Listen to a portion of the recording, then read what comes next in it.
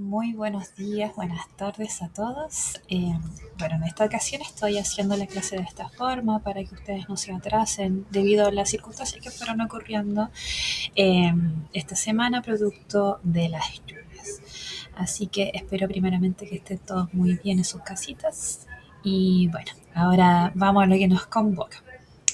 El tema de hoy es neurofisiología de la sensopercepción. ¿Ya?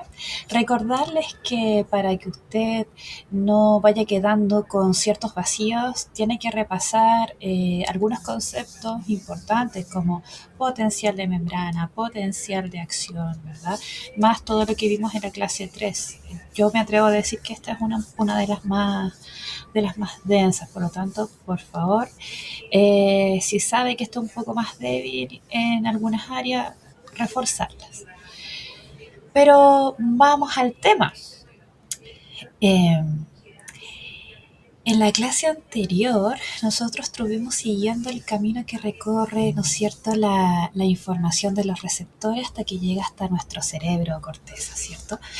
Ahora vamos a mirar ese mismo proceso, pero desde otra perspectiva. ¿Qué pasa con esa información mientras va entrando al sistema nervioso? Porque pensemos, por ejemplo, que nuestros sentidos reciben cosas completamente distintas, ¿no es cierto?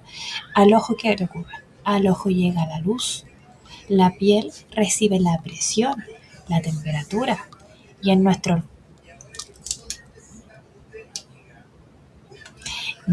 olfato tenemos moléculas que entran en contacto con nuestros receptores, ¿cierto? Entonces, el primer problema que tiene que resolver nuestro sistema nervioso es bastante interesante.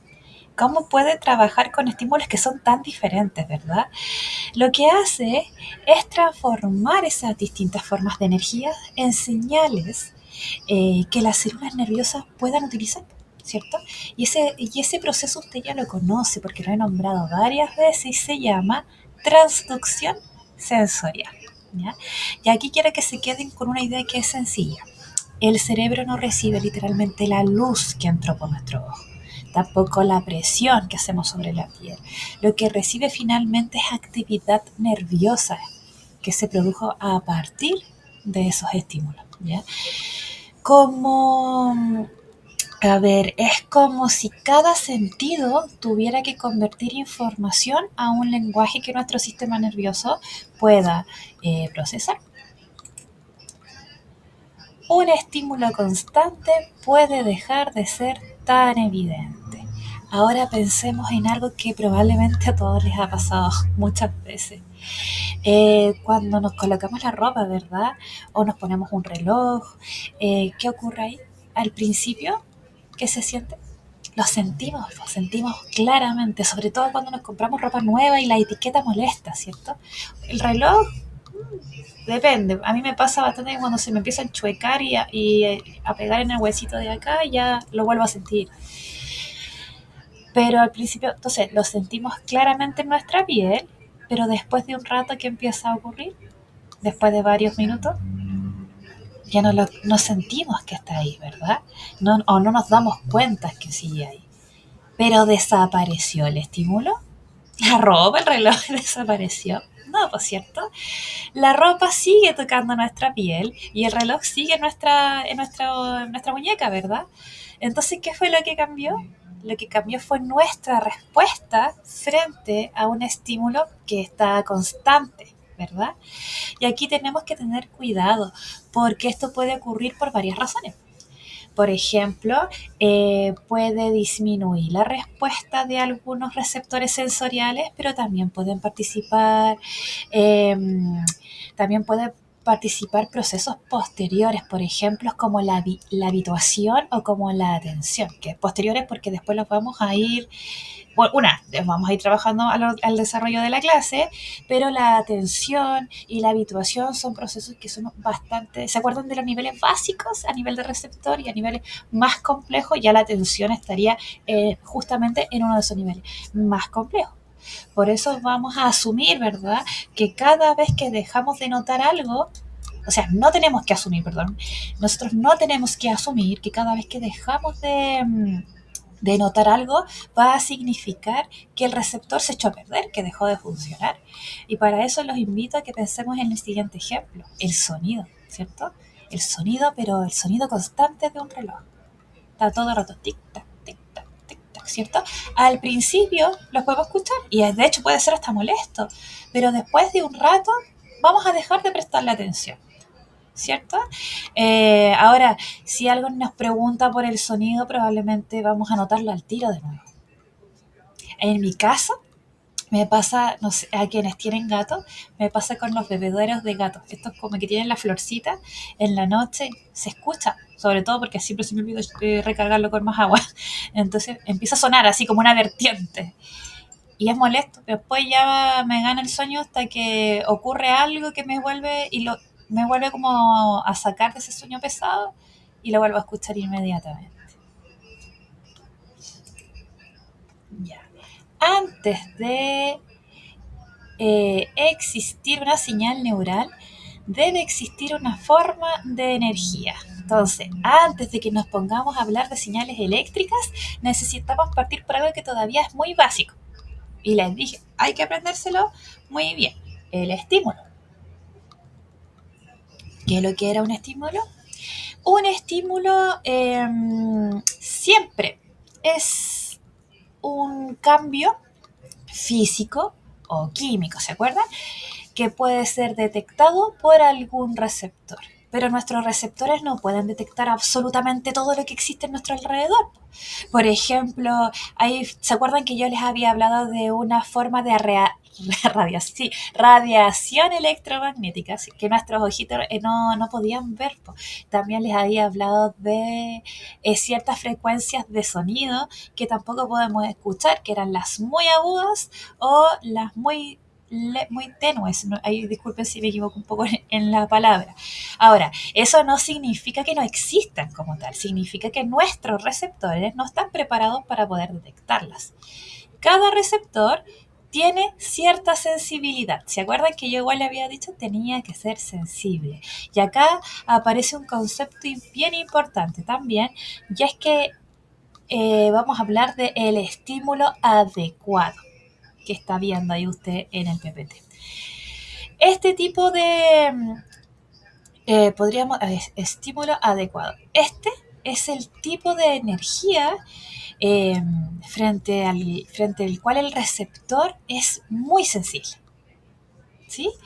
Podríamos imaginarlo como una radio. Bueno, ustedes son muy jóvenes, pero al menos yo sí crecí con la radio. En la radio existen dos frecuencias, ¿cierto? La FM y la AM. Ahora, dentro de una frecuencia podemos tener muchas más, porque tenemos todos los canales de radio, ¿verdad? Donde uno escucha diversos programas. Entonces podemos tener varias frecuencias que estén alrededor de nosotros, pero la radio solamente va a poder recibir aquellas señales para las cuales ella está preparada, ¿cierto? Con nuestros receptores ocurre exactamente lo mismo, ocurre algo bastante parecido, al menos. El ambiente contiene mucha información, ¿cierto? Y se deberán recordar de este video de sobreestimulación que vimos con las personas con autismo, ¿cierto? Pero nuestros sistemas sensoriales solamente pueden captar una parte de todo esto, ¿cierto?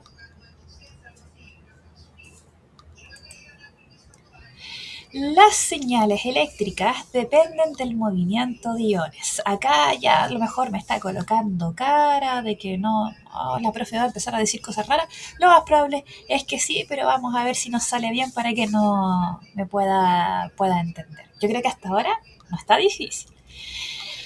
Pero ahora vamos a necesitar recordar al menos brevemente algo que probablemente hayan visto, bueno, vimos el semestre pasado o lo vieron en el colegio, ¿cierto?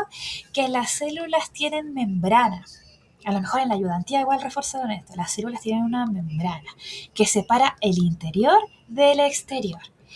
Y a ambos lados de esa membrana existen partículas que tienen carga, ¿cierto? Carga eléctrica, perdón, que nosotros vamos a llamar iones. Y estos iones no pasan libremente de un lado para otro como Pedro por su casa, ¿cierto? Para poder hacerlo, utilizan proteínas de la membrana que conocemos como canales iónicos. ¿Se acuerda cuando yo me pegaba el show el semestre pasado y los abría la puerta? Bueno, ese era canales de sodio, sodio-potasio, pero más o menos la misma lógica, ¿ya? Ahora, ¿por qué la profe está hablando de esto? ¿Por qué nos debería interesar esto? Porque cuando esos canales se abren o se cierran, cambia el movimiento de los iones y con eso también puede cambiar el estado eléctrico de la membrana, ¿ya? Entonces, cuando nosotros hablamos de electricidad de una neurona, no tenemos que imaginar un cable eléctrico normal, como si fuera un cable eléctrico común. Estamos hablando principalmente de cambios eléctricos producidos por el movimiento controlado de esos iones, ¿ya? A través de nuestra membrana. Ahora, podríamos imaginar los canales como pequeñas compuertas, como está viendo ahí en las imágenes, ¿cierto? Dependiendo de cuáles se abren o se cierran, va a cambiar el movimiento de partículas y cambia también el estado eléctrico de esta célula, ¿cierto? Ahora, esta idea nos va a servir para poder entender por qué ocurre la transducción. Por eso es importante también hablar de ella. La transducción comienza cuando el estímulo modifica el receptor. Ahora sí ya podemos comenzar a unir las ideas que hemos trabajado anteriormente. Tenemos un estímulo, ¿cierto? Y tenemos un receptor que está preparado para responder frente a este estímulo. Hasta ahí espero que estemos bien. Cuando el estímulo interactúa con el receptor, ya sabemos que va a comenzar la transducción, ¿cierto? Por ejemplo, si usted presiona su piel, esa presión puede puede deformar la membrana, ¿verdad? De un receptor, no de la piel, puede deformar la membrana de un receptor. El olfato, en el olfato, una molécula puede unirse a una proteína receptora. Y en la visión, la luz produce cambios dentro de los fotorreceptores, concepto trabajado antes igual, fotorreceptores que se encuentran en la retina. Ahora, fíjense que el mecanismo no es exactamente igual en todos los sentidos, ¿cierto? Uno hablamos de deformar la membrana, otro hablamos de unirse a proteínas receptoras y en la visión hablamos de los fotorreceptores. Entonces, ¿es igual? No es igual. Pero la lógica general sí es parecida. Hay algo del ambiente que interactúa con el receptor y provoca un cambio en él. Ahora, la forma al parecer es distinta, ¿cierto? Ahora, ese cambio termina modificando el estado eléctrico de esta célula, que es lo que estábamos hablando anteriormente. ¿Ya?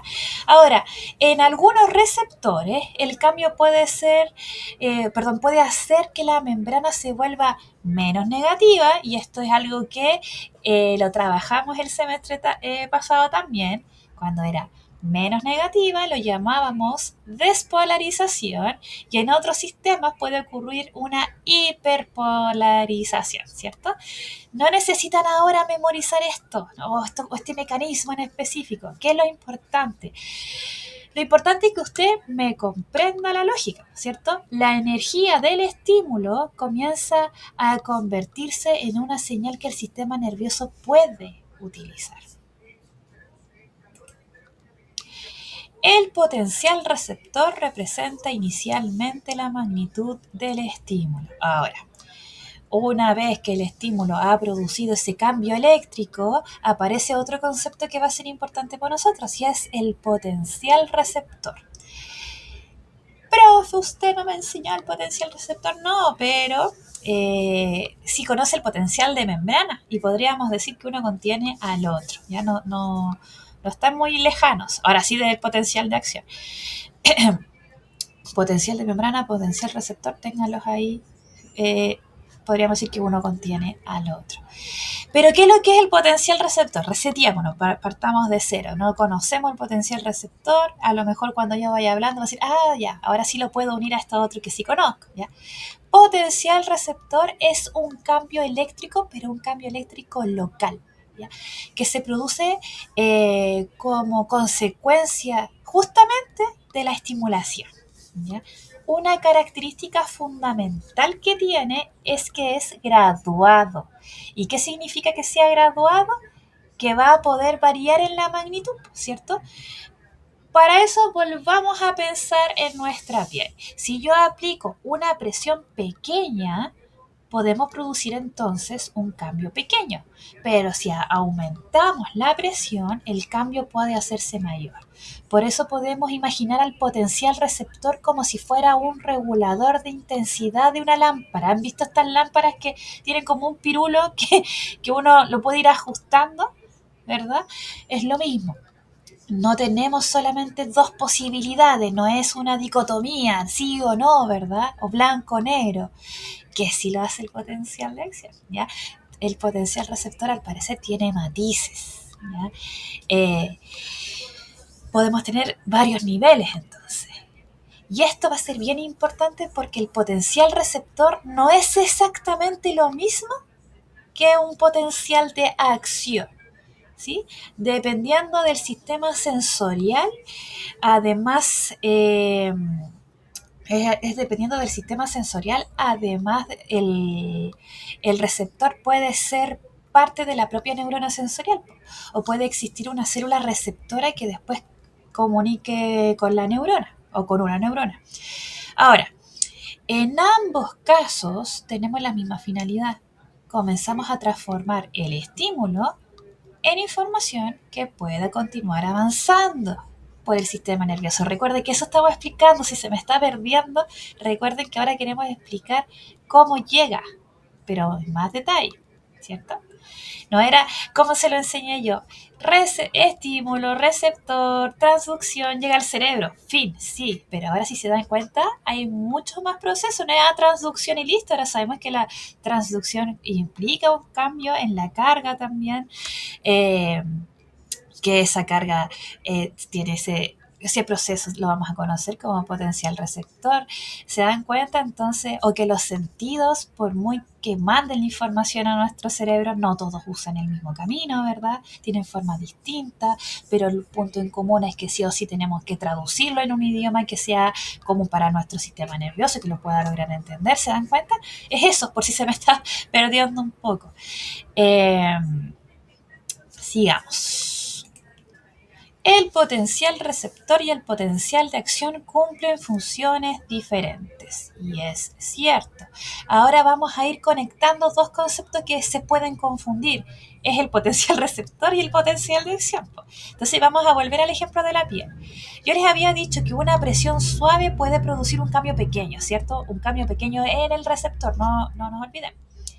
Si aumentábamos la presión, ese cambio puede aumentar.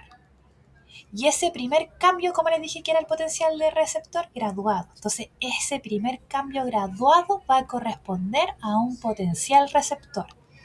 Pero para que la información pueda transmitirse a distancia por una neurona, necesitamos generar potenciales de acción. Y para que eso ocurra, si usted ya lo conoce, el cambio tiene que ser suficiente para que pueda alcanzar lo que usted se recordará que yo llamaba umbral, ¿verdad? Si no alcanzábamos el umbral, no se genera un potencial de acción. Ahora, si lo alcanza, comienza a producirse, ¿cierto? Y acá aparece una diferencia que igual es bien importante. Una vez que se genera potencial de acción, no necesitamos hacerlo cada vez más grande para representar un estímulo más fuerte, ¿ya? Entonces, si yo presiono la piel con mayor intensidad, el sistema nervioso, ¿qué es lo que se dice? Dice, voy a hacer un potencial de acción. No, o sea, ¿qué es lo que no dice? No lo que se dice. Yo no me voy a poner a hacer un potencial de acción gigante. Va a ser un potencial de acción. ¿Ya? Ahora, lo que sí lo hace, perdón, me enredé. Lo que hace es cambiar cuántos potenciales de acción se producen y con qué frecuencia aparecen. Pero no es uno gigante. Por eso pensemos en un timbre. Necesitamos presionarlo, ¿verdad? Lo suficiente para poder activarlo, si no, no suena, ¿cierto? Pero si queremos transmitir urgencia, no necesitamos hacer que cada sonido sea gigantesco. ¿Qué es lo que hacemos? ¿Se dan cuenta? O sea, no hay un potencial de acción gigante, sino que podemos ver cuál es la frecuencia, con qué frecuencia se va a producir, ¿ya? Podemos entonces tocar el timbre varias veces seguidas.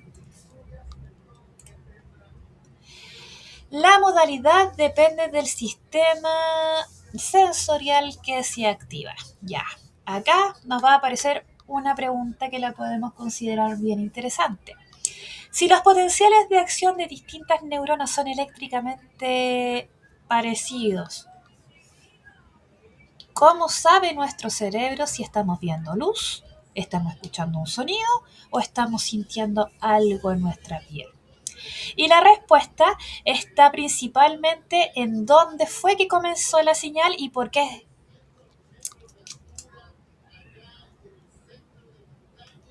Ya, perdón, que se apagan los audífonos.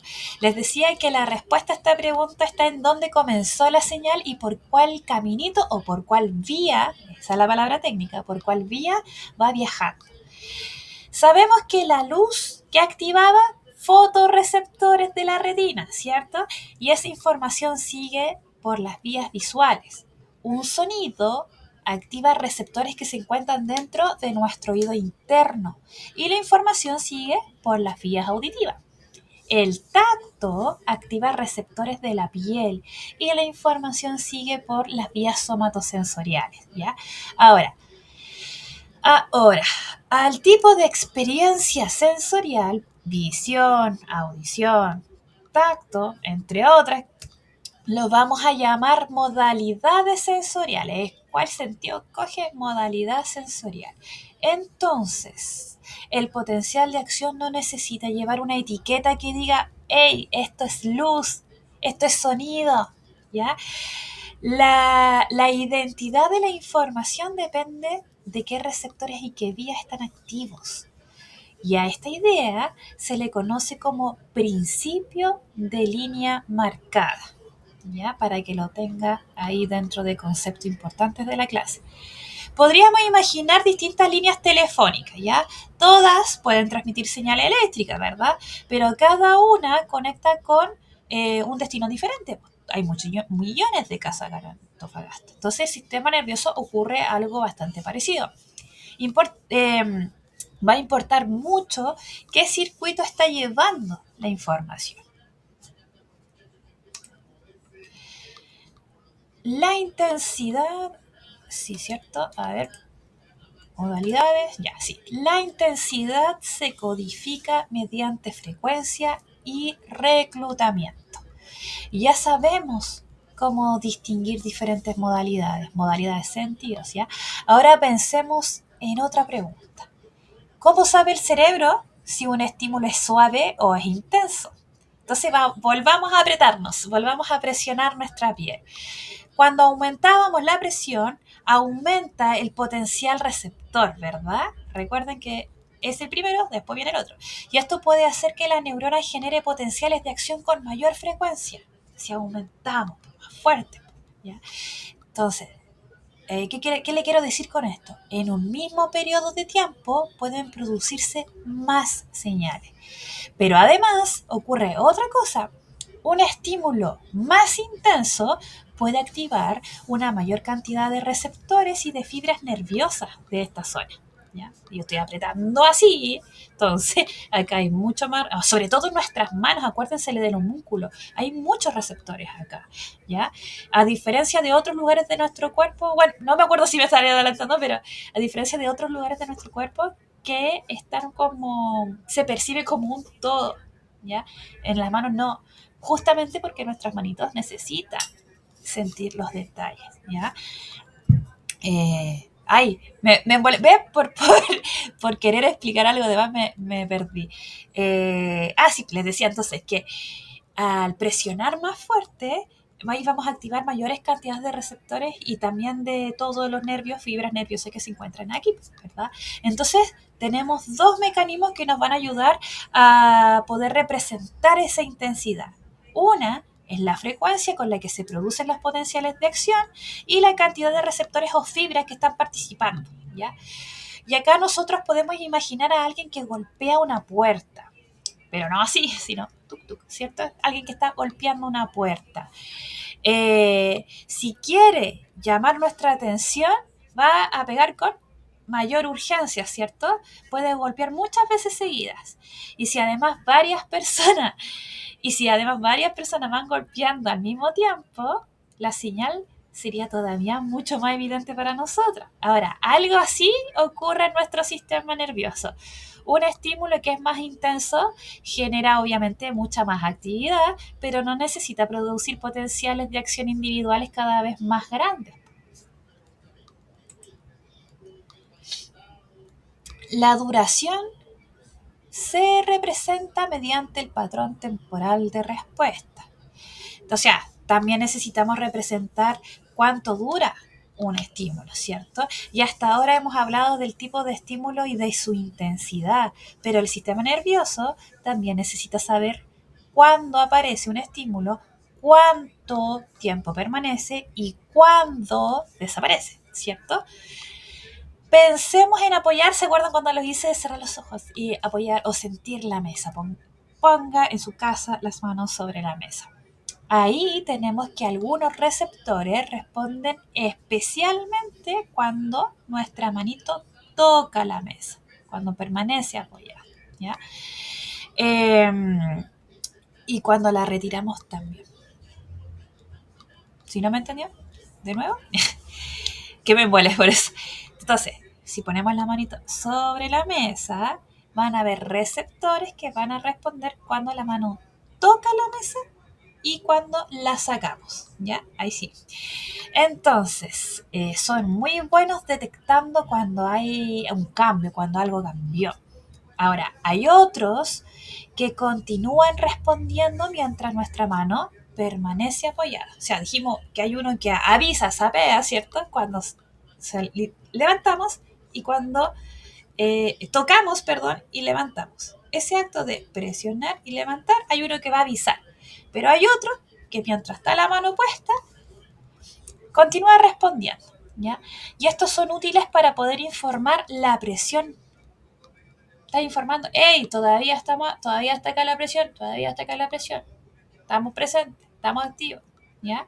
Entonces podemos encontrar respuestas que son más transitorias. Hay respuestas que son más transitorias, ¿cierto? Que van a detectar cambios, van a ir detectando, perdón, los cambios y respuestas que son más sostenidas. ¿Ya? Que continúan mientras el estímulo se mantiene.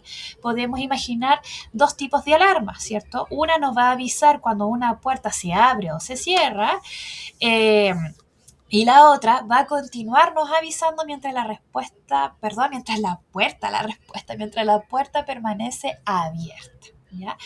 Ahora, ¿una es mejor que la otra? No, las dos entregan información bastante útil, pero responden a preguntas más bien distintas. Una nos dice que ocurrió, perdón, un cambio, y la otra nos dice que la situación está continuando, si se dan cuenta.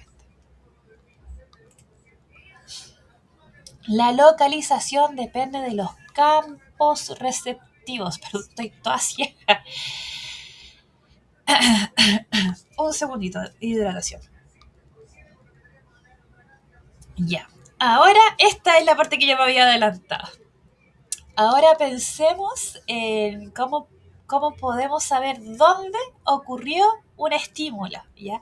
Para entenderlo necesitamos conocer el concepto de campo receptivo. Podemos pensarlo como la zona, y por eso quiero que se guíe bien por las imágenes, como la zona desde la cual una neurona sensorial, recibe información, ¿ya? Si algo ocurre dentro de esa zona, la actividad de esa neurona puede cambiar, ¿ya? Ahora, estos campos no tienen el mismo tamaño en todo el cuerpo, ¿ya?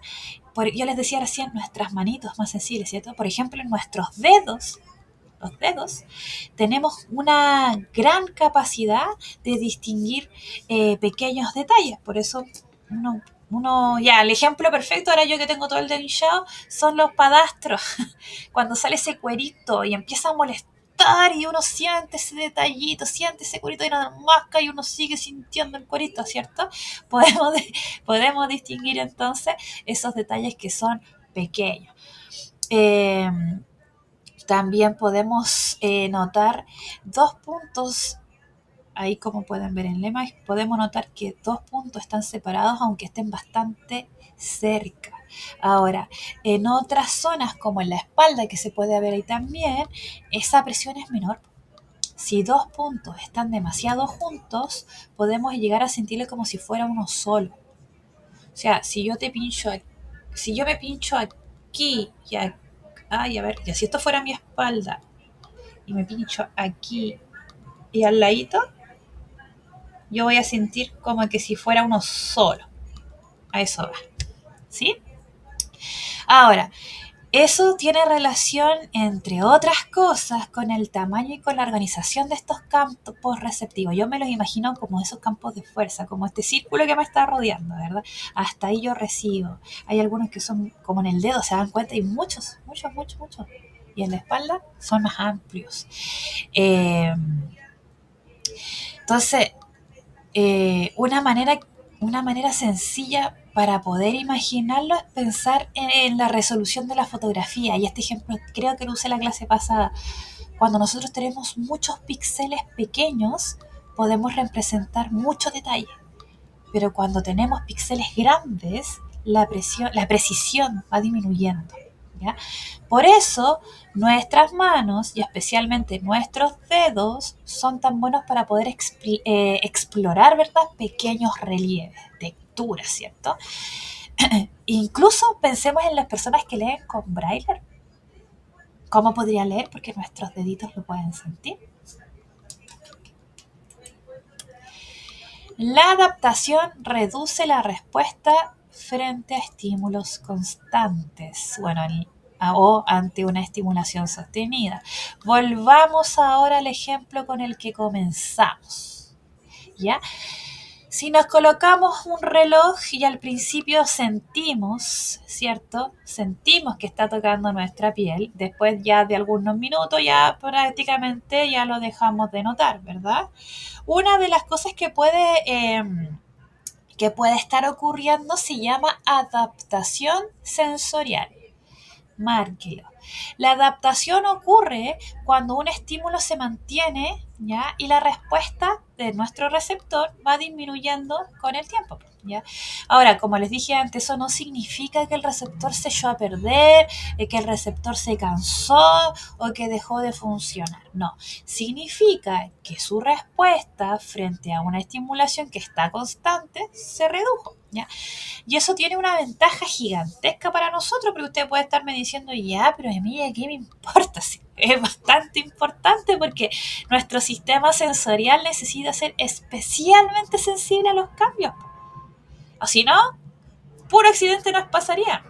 Si el reloj permanentemente, ¿cierto?, lo sintiéramos todo el tiempo, ¿verdad? Entonces la información deja de ser novedosa. Pero si el reloj se mueve de vez en cuando, vamos a volver a sentirlo. Por eso que la adaptación nos permite reducir la respuesta frente a información que es constante, ¿ya? Y seguir siendo sensibles cuando aparece algo nuevo o cambia la situación. A mí me pasó justamente con el reloj, con uno que tenía antes. No, con el que tengo ahora, que son esos que se presionan, no tiene un gancho, son las correas como, justo tengo una acá, miren, de este tipo. Entonces, si se dan cuenta, esto es muy fácil que se abre. Cuando yo tengo el reloj puesto, lo siento. ¿Y qué me pasó una vez? Que esto se me abrió y se me cayó. Se dan cuenta que si yo siempre sintiese el reloj, la verdad, no hay ninguna novedad. Pero ay, perdón.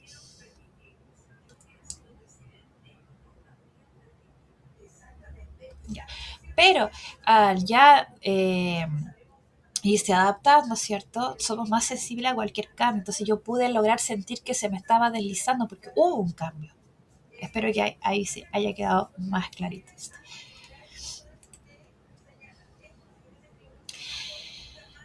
La adaptación rápida y lenta aporta información complementaria.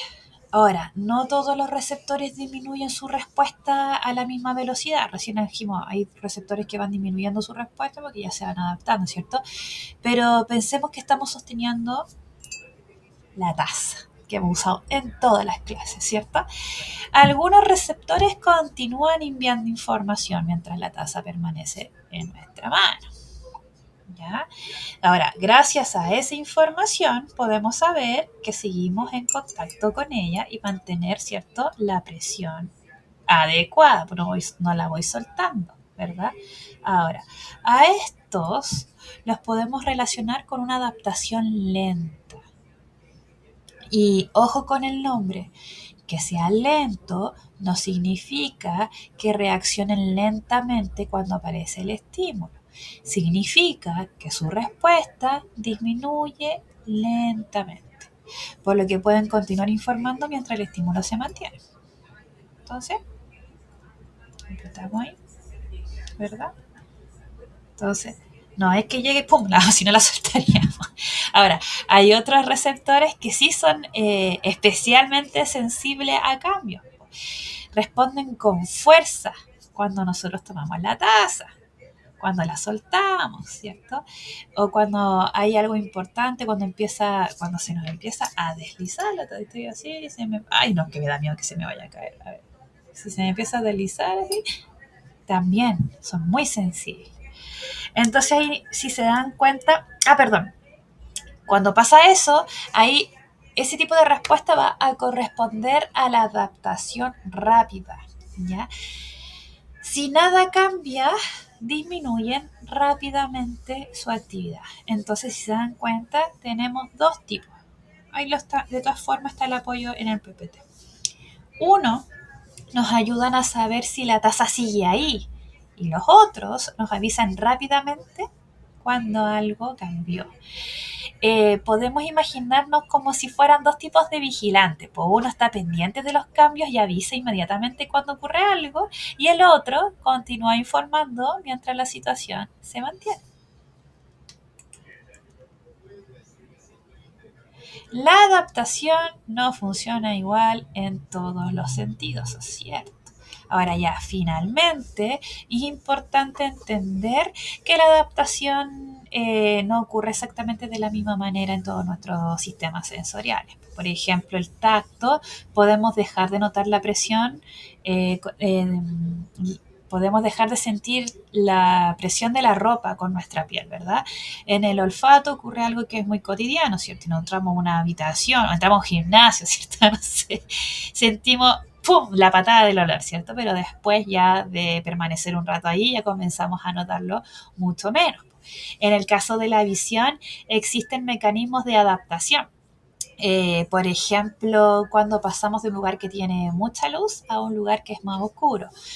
Nuestro sistema visual, y si se dan cuenta, va a ir ajustando progresivamente esa sensibilidad, aunque al principio es bastante molesto.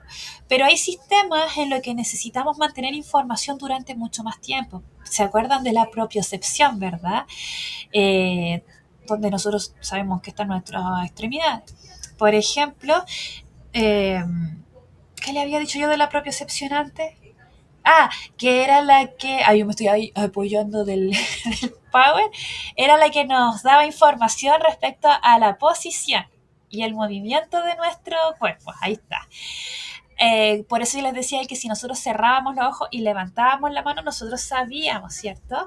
Que nuestro brazo se está levantado, sin la necesidad de corroborarlo visualmente. Ahora, para poder conseguirlo necesitamos que exista información disponible mientras mantenemos, una posición. Entonces, no tenemos que pensar que adaptarse siempre significa dejar de sentir. Lo que ocurre es que cada sistema sensorial que usted está viendo ahí en pantalla ajusta su respuesta según el tipo de información que necesita conservar y también a los cambios que necesita detectar.